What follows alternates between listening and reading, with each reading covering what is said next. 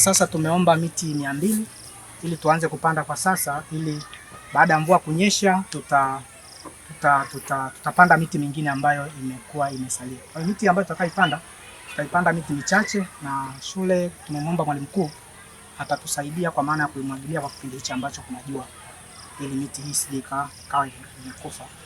Lakini baada ya mvua kunyesha tutapanda miti mingine ambayo itakayokuwa imebaki. Kwa miti ile ambayo ipo tutaendelea kuihudumia kwenye kitalu.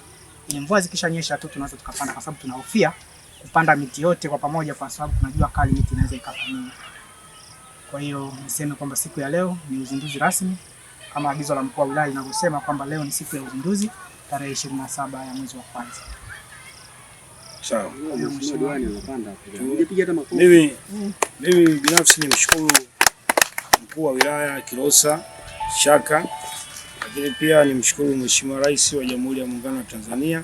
Sisi kata ya Magole, wilaya Kilosa, mkoa wa Morogoro, tumepokea taarifa hizi za uzinduzi wa upandaji wa miti leo tarehe 27, na tupo hapa na watumishi, watendaji na wenye viti wa vijiji na baadhi ya wajumbe wa serikali za vijiji. Kwa hiyo tumepokea upandaji wa miti. Upandaji wa miti utakuwa ni endelevu, na tumepokea miti 2000 ila tumeanza leo miti 200 na katika eneo la shule ya msingi ya Mandela. Kwa hiyo nishukuru sana.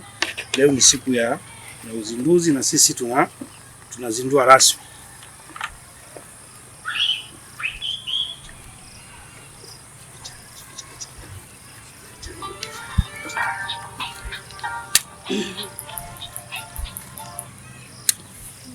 Kwa hiyo ndio hii moja. Yeah.